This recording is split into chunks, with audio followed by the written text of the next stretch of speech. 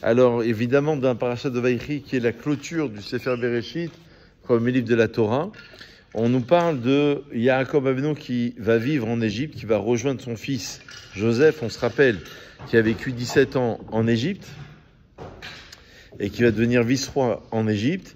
Et on va parler de la fin de la vie de Yaakov Avinu, 147 ans, d'accord. Il aurait dû vivre 33 ans de plus. Yitzhak, Abraham aurait dû vivre 5 ans de plus. Et Yitzhak aussi, le nombre de restants.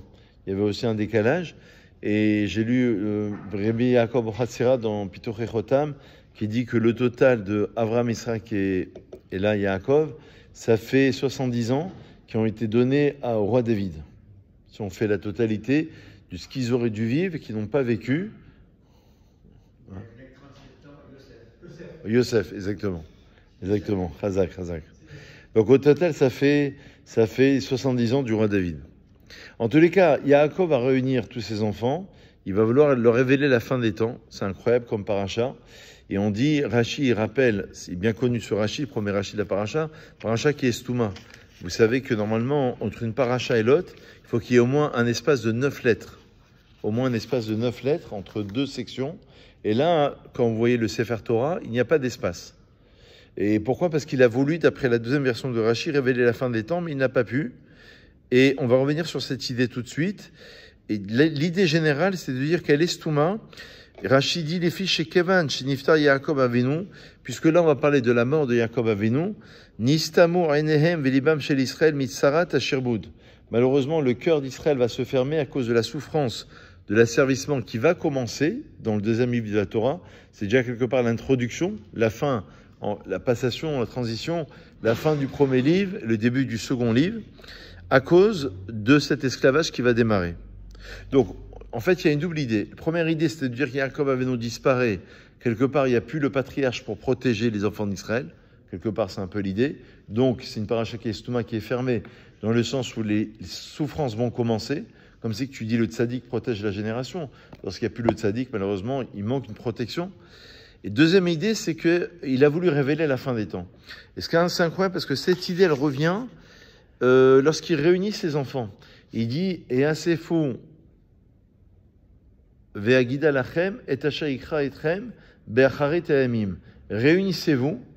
Il est assez fou, d'accord? Réunissez-vous. Et je vais vous révéler ce qui va se passer à la fin des temps. Chachamim disent déjà et assez fou, c'est que pour avant la fin des temps, il faut être réuni déjà. C'est une parenthèse qui est reliée peut-être au sujet. C'est-à-dire pour mériter d'avoir la délivrance, et assez fou, il faut déjà se réunir.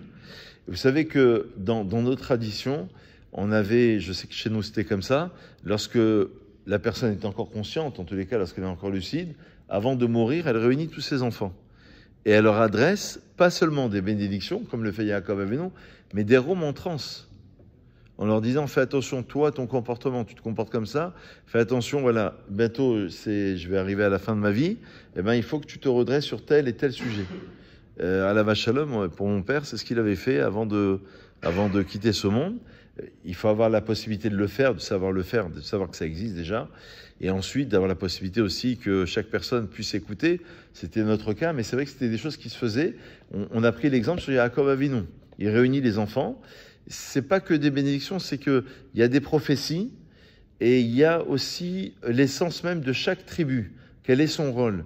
La tribu de Issachar, la tribu de Zevulun, de Lévi, Gad, Asher, Yehuda, Reuven, etc. Chacun a une place. À Makir et Mekomo, chacun doit connaître sa place, doit connaître son essence, son origine et son objectif.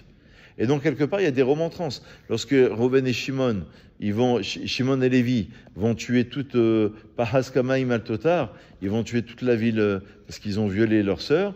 On leur dit, faites attention, votre impétuosité, parce que vous êtes peut-être un peu trop impulsif. Eh ben, il faut faire attention aussi avec ce caractère. Il peut être positif, mais il peut être aussi négatif. Donc, à chacun, il y a une condition. Donc là, ici, il y a plusieurs idées. Et c'est fou, ça veut dire qu'il va falloir apprendre à se réunir. Mais j'ai lu ici un autre commentaire qui dit que lorsqu'il a voulu révéler la fin des temps, il n'a pas pu. Alors là, il explique comme ça, c'est assez intéressant, que je lisais tout à l'heure. Il dit, il comprit alors que Dieu ne souhaitait pas révéler la fin des temps, ce n'est pas dans l'échéance et dans les dates qu'Israël doit trouver le réconfort, parce qu'on a tendance à vouloir dire cette année le Mashiach il arrive, ou telle date, ou alors on a dépassé telle date, ou il y a tel événement. C'est pas ça ce qu'on recherche. On voit bien qu'ici c'est pas révélé. Alors c'est quoi? Mais dans la foi et l'observance des préceptes de Dieu.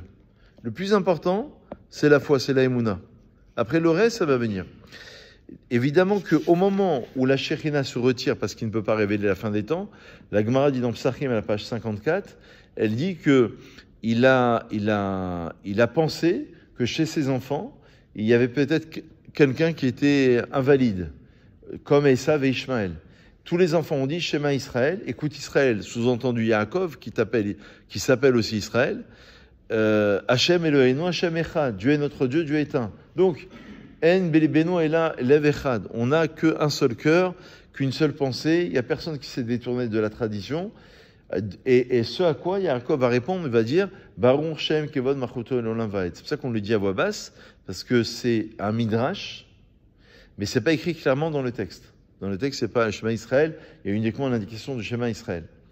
Au total, ça fait 49 lettres, Shema Israël, Baruch Shem Kevod, qui donnent accès à la 50e porte de la connaissance.